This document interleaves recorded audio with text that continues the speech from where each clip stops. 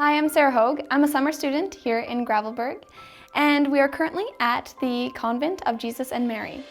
The Convent of Jesus and Mary was built in 1917 for the Sisters of Jesus and Mary to teach students, mostly girls, drama, art, music, dance, along with the regular curriculum here in Saskatchewan.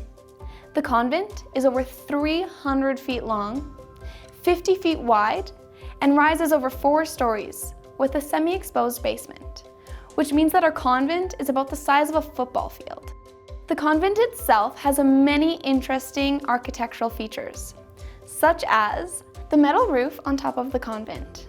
This metal roof is very familiar to a lot of Francophone Canadian buildings. On the side of the building, there are bronze and metal panels. These panels are decorated very well and add an air of luxury to the building.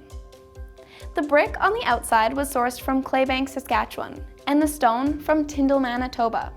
The stone on the base of the building is actually fossilized coral, very similar to that on the cathedral, the old College Matthew, and on the old hospital. Above us is the bell, which rang at the school for over 75 years. This bell is still in the bell tower, however, is not in use. The convent has 2 wings, which were added on in 1926.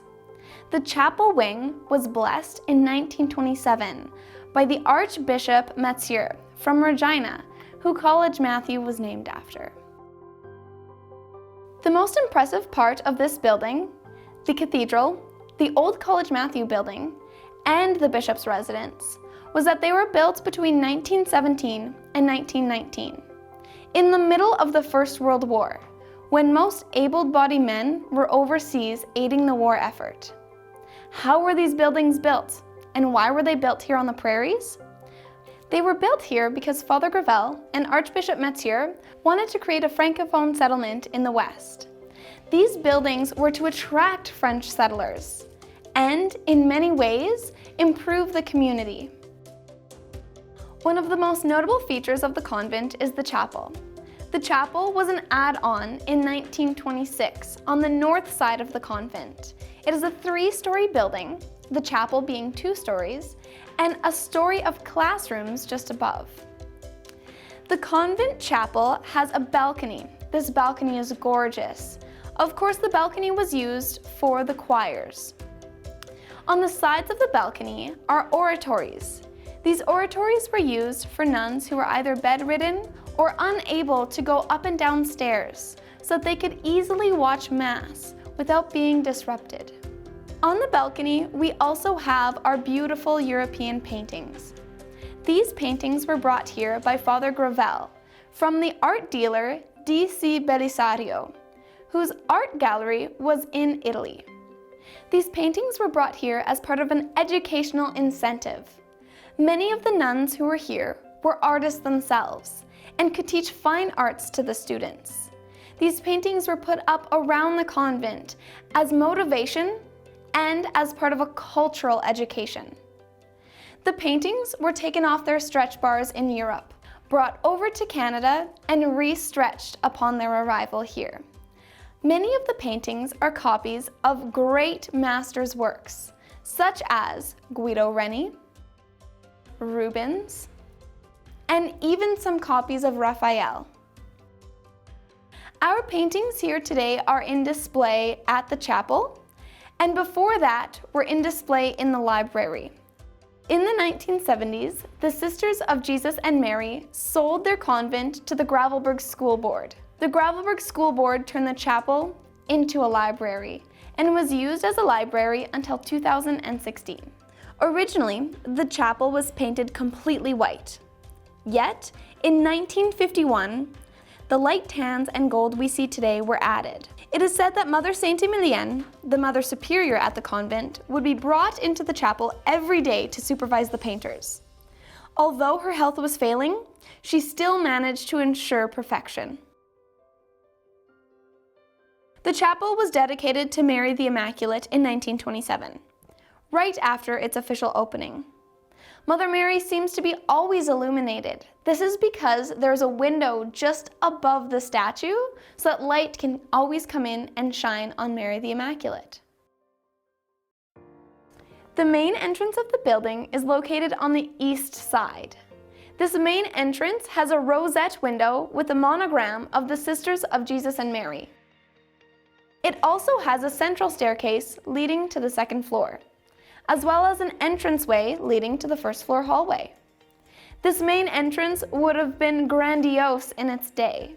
Still today, we can see remnants of the main stairwell. However, it was recovered in linoleum in the 1950s. The parlor, located on the second floor beside the chapel, was used for Sunday visits from the girls' families. There were 2 Heinzmann pianos in the parlor, as well as paintings on the side walls, both paintings from Europe and paintings that the sisters or the students did to display for the parents' visits. Girls at the convent often took piano lessons and could prepare for their Toronto Conservatory of Music examinations in this room, or give their families recitals during visitation times. The large oak dividers in the parlor were used to give families privacy during their Sunday visits. The fourth floor, which ceased to be used prior to the 1970s, includes a large linen room, 2 large dormitories, the nuns' dorms, and 8 music rooms. These music rooms were often all in use at once, which could create quite the cacophony if any of the doors were left open. Music was part of the regular program of study at the convent, as the nuns held arts in the highest regard. Students from the convent would win recognitions at local and provincial music festivals, with many going on to pursue music as part of their careers. The rest of the floor was put to various uses over the years, most notably, however, a training facility for young nuns. The elevator seen today was installed in the 1950s. However, originally, a hand-operated hoist was used to bring nuns incapable of going up and down the flights of stairs.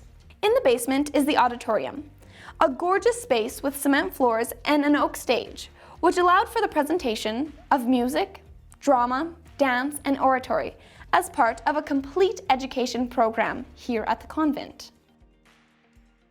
In the south area of the basement, there is a tunnel that leads to the laundry and furnace rooms, and across the hall is fridge space. The nuns could store and preserve their farm-fresh produce. Ice blocks could be put in a small area to keep the fridge space cold. In the 1930s, when times were tough on the prairies, many families could not afford to send their girls to the convent school. However, the nuns traded various items for education, such as cows or chickens, or even produce.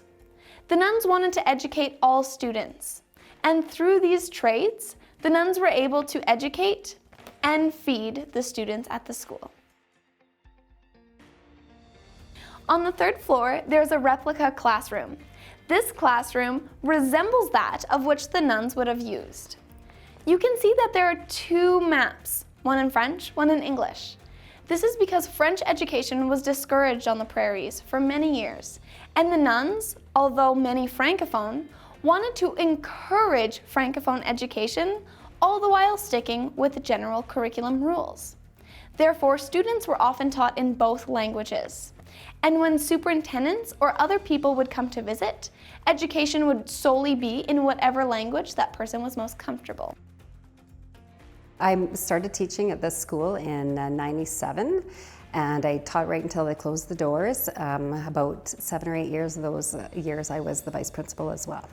Probably my fondest memory is the atmosphere and the architecture. The rooms are just incredible. I finished my career here on the 3rd floor in the south room on the top wing, and I had windows on all 3 sides and so much space, and it was just beautiful. So the architecture. But another thing that stands out for me is bells. Bells were such a big thing in the school. We had bells to line up. We had, when the recess bell rang, one of us, and I was one of the youngest on the staff, so I would go outside the staff room and I would pull the big yellow cord, the rope, and go up and down and ring the bell. So yeah, it was a teacher's dream to teach in place where you could go to the science lab and do science. You could go to the auditorium and do plays. You could dance next door. You just had so much space. It was really a wonderful place to teach. I don't think kids understood how beautiful the architecture was, like to go down into the library and study. That was a place where you felt inspired to study, felt inspired to read. It was a one-of-a-kind building, yeah. En 1949, j'étais en 3e année. On est déménagé à Gravelbourg. Et puis, j'ai pris mon éducation ici jusqu'à la 11e année. Et puis, à la 11e année, j'étais dans la classe avec les vitres, là, au bout du corridor. J'ai beaucoup de mémoire dehors, et puis on jouait à la balle, justement dans le meilleur baseball diamond qu'il y avait, là, en avant de l'école secondaire dans le temps. Il n'est plus là maintenant. Même, il y avait aussi le, comment ça s'appelle ça, là? Tu frappes la balle, puis ça tourne autour d'un poteau, là. Et puis mon frère a gagné cette année-là, et puis il y avait eu un trophée qui était accroché au 2e plancher en montant les escaliers. Pas enseigné. Quand j'étais ici élève, c'était presque tous des sœurs. Je pense qu'il y avait une Lake. Les restants, c'était des sœurs, mais quand je suis arrivé ici, en 86, les sœurs étaient parties. Et puis j'ai été ici pendant 11 ans, de 1986 à 1997, quand je me suis retiré. The number of girls who attended this school fluctuated over the years. In 1918, the original enrollment for the convent school was 175 students. In 1927, the enrollment jumped to 350. During the Great Depression, the enrollment dropped significantly. We went from over 150 boarders to only 20. During the 1960s, enrollment jumped again. We had over 700 students at the convent school. The Gravelbourg High School was used as the high school from the 1960s all the way till 2016, when the convent school students and the high school students amalgamated their schools to form the École Gravelbourg School. This building, over the years, was used to educate many students. However, current enrollment dropped, costs grew, and the government, as well as the school board, could not support the costs of this building compared to the amount of students at the school. Today, the high school has been added onto, and the École Gravelbourg School is a K-12 school. As part of this transition to a K-12 school, the convent school was sold to the town of Gravelbourg. Currently, the town of Gravelbourg is renting out space for various purposes. The convent is still in use, however, not to its full capacity. Once described as the largest and most ornate building in all of Saskatchewan, this convent building mostly sits empty. We hope that someday we can repurpose and find a new use for the convent.